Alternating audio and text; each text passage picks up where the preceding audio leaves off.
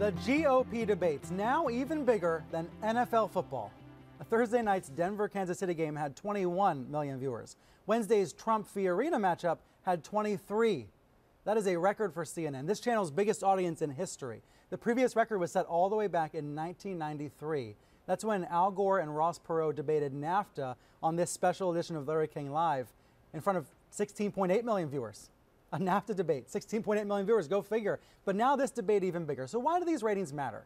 It matters because all of those candidates on stage had a huge opportunity to sway tens of millions of potential voters. The average I just mentioned, 23 million viewers, it actually underestimates the opportunity for the candidates because 23 million viewers is the average of the viewership for every single minute of those 180 minutes. When you consider how many people tuned in just at some point during the debate, it turns out the primetime debate reached 37.9 million people. Those are amazing numbers in television. Now, Fox's debate last month averaged 24 million viewers and reached 36 million. So we can now say this was not just an aberration. This is the biggest show of the fall. So what is causing all this tune-in? Is it all Trump? And what does it mean for the candidates and the networks? Let's ask David Zurwick, the TV critic at the Baltimore Sun, and David Folkenflik, the media correspondent for NPR. David, welcome to all of you. Thank you for being here. Thank you. David Folkenflik here in New York. Let me start with you. Is it all Trump? Are these ratings entirely thanks to Donald Trump, you think? I think it's, look, you've had for 8 years, or almost 8 years, a Democrat in the White House, one who's been polarizing, particularly for a lot of conservatives and Republicans. They're looking for, this is our opportunity to reclaim the White House. But I absolutely think this is Donald Trump.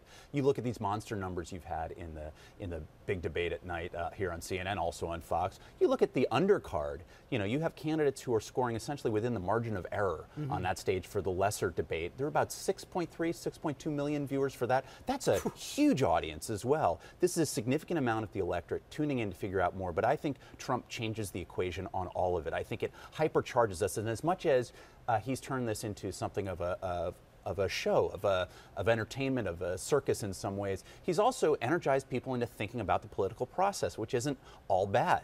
So I think he's changed the electricity in the water, if you will.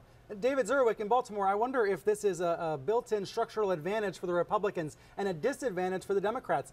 I don't see any way a Democratic debate is going to get 23 million viewers unless CNN persuades Donald Trump to show up. Well, Brian, part of this, though, and I don't disagree that Trump has made a huge difference. But, if you look at his ratings for The Apprentice, he started at 20 million in 2004, and by 2010 he was down to 4 million. The audience for Celebrity Apprentice dropped from 11 million to 7 million last year. Those are huge audience losses. So when he says, look, 23, 24 million, it's because of me. No, you've got a show and you're doing 4 million, you're doing 7 million. This is not to disagree with David. I agree he makes a big difference. He really amps up the showbiz component of this. But something else I really believe deeper is happening here when you get this kind of an audience for this kind of telecast. It's noteworthy the viewership stayed pretty steady throughout all 3 hours. This is a long debate. There was some criticism of that, but this ended up staying pretty steady, almost 20 million viewers, even at 11:15 in the evening. Let me play a little bit of what we heard during the debate. These are a series of questions from Jake Tapper that shows the strategy and how he was pursuing the candidates. Ms. Fiorina, you were CEO of Hewlett-Packard. Donald Trump says you, quote, ran HP into the ground. You laid off tens of thousands of people. You got viciously fired. For voters looking to somebody with private sector experience to create American jobs, why should they pick you and not Donald Trump? Mr. Trump has repeatedly said that the $100 million you've raised for your campaign makes you a puppet for your donors. Are you? You as well have raised concerns about Mr. Trump's temperament. You've dismissed him as an entertainer. Would you feel comfortable with Donald Trump's finger on the nuclear codes? These were obviously questions designed to have that two-shot, to have candidates talk with each other. Do you think it worked? Do you think we learned about the candidates and their relationships with each other? I think we learned some things. I think we learned a little bit about whether or not Trump might wear thin if other people were given equal standing. Even though the breakdown of the time certainly showed that Trump got the lion's share of the time. Partly because he was attacked the most, got to respond the most. He was attacked the most, he got the chance to respond the most, and in a sense that's just basic fairness and sense of decency that Tapper and that other folks here at CNN were trying to instill. At the same time, it made it a very tit-for-tat debate. It made it a very, in some ways, it's a minimizing debate. It makes the candidates a little small to be always responding to something that somebody else has said at a campaign event. People are always going to be criticizing each other on the stump. They're just going to do it. It's a way that allowed CNN, and I think the emergence of Tapper as an anchor on this channel is one of the better things to happen on cable TV in a long time, but nonetheless, that particular format meant that people were, I think, diminished from the opportunity to present themselves in a more affirmative and a more, at times, substantive way. Just seemed like a lot of internecine sniping that was going on. I sensed a lot of substance, though. You didn't?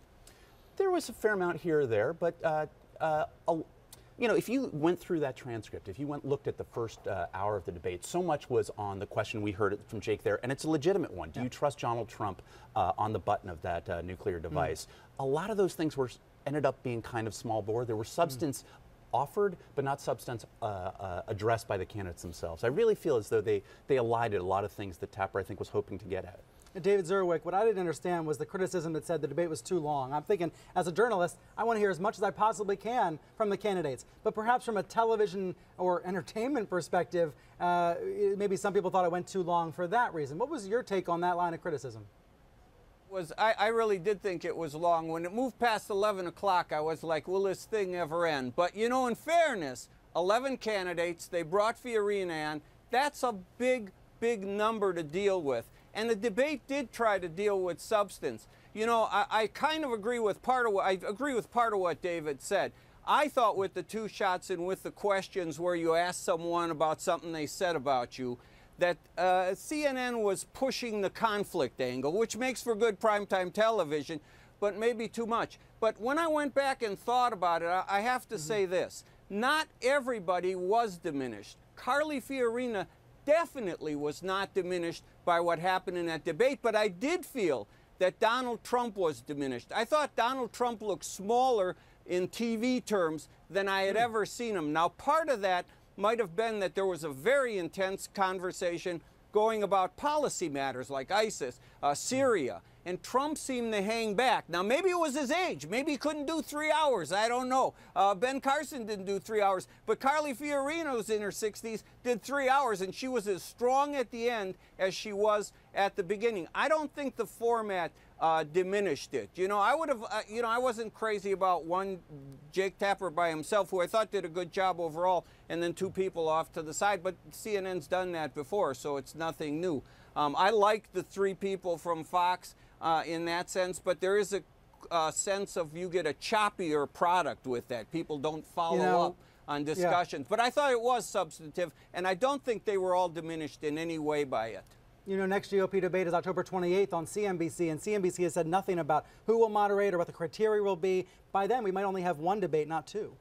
Well, that's right. I mean, there should be an incredible winnowing that goes on, and I'm sure that the networks themselves would like that very much. I think it's very awkward for them to do it. In some ways, if there are going to be two debates, you almost wish that it were the top 11 that were broken into two, so you could really drill down and do some things. I think one of the real differences of the CNN debate and the Fox debate was that Fox was willing to take on its own authority to challenge the candidates directly. In this, I thought it was an interesting gambit, an interesting choice by CNN to put it in the words of the other candidates. So it wasn't personalized. It wasn't the journalist doing it. But ultimately, the journalists pressing the candidates is what they're supposed to do, respectfully but nonetheless firmly. In this case, I thought Jake did a decent job of trying to address some of the elements indicating, look, medical authorities do say that vaccines do have no link to autism, and yet there were certainly a number of statements that went by the wayside and weren't able to be real-time fact-checked. Yeah, I think it's probably impossible to real-time fact-check, but we've seen a lot of coverage in the last couple of days, following up at least, trying to dissect what was said on that stage. And yet not in front of that enormous audience. Well, it's in front of a tiny percentage. No way to get that 23 there's no way to million. win on that, but nonetheless, at least they've been making that effort. David Folkenflik, David Zurwick, please stick around. We want to preview Brian Williams' return to the airwaves.